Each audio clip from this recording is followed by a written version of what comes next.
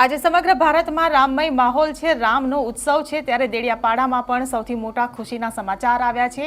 ચૈતર વસાવા કે જે દેડિયાપાડાના ધારાસભ્ય છે ને કેટલાક સમયથી જે જેલમાં બંધ હતા, ત્યારે આજે તેમના જામીનને લઈને સૌથી મોટા સમાચાર સામે આવ્યા છે। શું છે સમાચાર ને શું છે બાકીની વિગતો તેની વાત કરીશું આ વિડીયોમાં। નમસ્કાર, હું હિરલ પરમાર અને આપ જોઈ રહ્યા છો નિર્ભય ન્યૂઝ। આમ આદમી પાર્ટીના અને દેડિયાપાડાના ધારાસભ્ય ચૈતર વસાવા કે જેમના પર છેલ્લા કેટલાક સમયથી કાયદાનો ગાળિયો ઘસાયો હતો। ચૈતર વસાવા કે જેમની પર વન વિભાગના કર્મીઓને માર મારવાનો, તેમની પાસેથી ખંડણી માંગવાનો અને હવામાં ફાયરિંગ કરવાનો જે આરોપ લાગ્યો હતો। આ સાથે જ તેમના ધર્મપત્ની શકુંતલા વસાવા કે જે તેઓ ઘટના સ્થળે હાજર હતા, તેને કારણે તેમના પર પણ આરોપ લગાવવામાં આવ્યો અને તેમની પર પણ ફરિયાદ નોંધવામાં આવી અને આ ફરિયાદને લઈને ચૈતર વસાવા અને શકુંતલા વસાવા આટલા સમયથી જેલમાં બંધ હતા, ત્યારે જામીન અને આગોતરા જામીનની પણ અરજીઓ કરવામાં આવી હતી। ચૈતર વસાવા એક મહિનાથી ભૂગર્ભમાં પણ ઉતરી ગયા હતા, જે દરમિયાન આગોતરા જામીનની જે પ્રક્રિયા શરૂ કરવામાં આવી હતી, પરંતુ કોર્ટ દ્વારા તે જામીન અરજી જે છે તે ફગાવવામાં આવી હતી। ત્યારે એક મહિનાના સમયગાળા બાદ ચૈતર વસાવાએ સામે ચાલીને પોલીસમાં સરેન્ડર કર્યું હતું, આત્મસમર્પણ કર્યું હતું।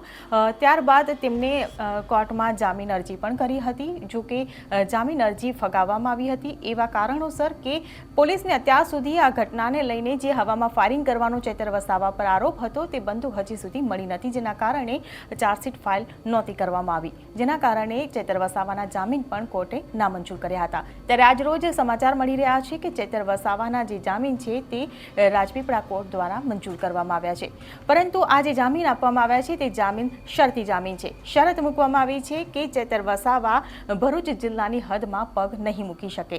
એટલે એક તરફ ખુશીના સમાચાર છે કે ચૈતર વસાવાને આટલી મોટી કાયદાકીય લડત બાદ પણ હવે એમને જામીન મળી ગયા છે, એટલે કે એમની પર જે કાયદાનો જે ગાળિયો કસાયો હતો તેમાંથી હવે થોડીક રાહત મળી ગઈ છે, કારણ કે તે હવે જેલની બહાર આવશે।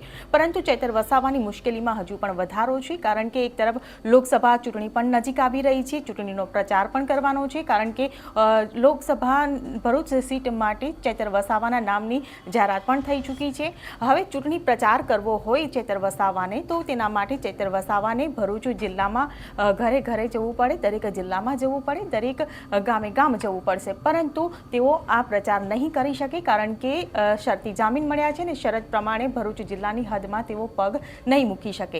એટલે જો તેઓ ભરૂચ જિલ્લાની હદમાં નહીં જઈ શકે તો ચૂંટણી પ્રચાર કેવી રીતે કરી શકશે? એટલે આ બંને સમસ્યાઓ હજી પણ ત્યાંની ત્યાં જ ઊભી છે। પરંતુ હાલ તો સમાચાર જે છે તે દેડિયાપાડાની જે જનતા છે, ભરૂચ જિલ્લાની જે જનતા છે, જે જનતા ચૈતર વસાવાને સમર્થન કરી રહી હતી, ચૈતર વસાવાને સપોર્ટ કરી રહી હતી, તેઓના માટે આ સારા સમાચાર છે કે ચૈતર વસાવાને હાલ જામીન મળી ચૂક્યા છે। ત્યારે હવે ચૈતર વસાવા જેલમાંથી બહાર આવશે અને જેલમાંથી બહાર આવ્યા પછી આગામી લોકસભાની ચૂંટણી માટે તેઓ કઈ રણનીતિ બનાવશે તે હવે આગામી સમયમાં જોવાનું રહ્યું। તમને શું લાગે છે તમને કમેન્ટ બોક્સમાં લખીને ચોક્કસથી જણાવશો। વિડીયો પસંદ આવ્યો હોય તો વિડીયોને લાઇક, શેર અને અમારી ચેનલ નિર્ભય ન્યૂઝને સબસ્ક્રાઇબ કરવાનું ભૂલશો નહીં। આભાર।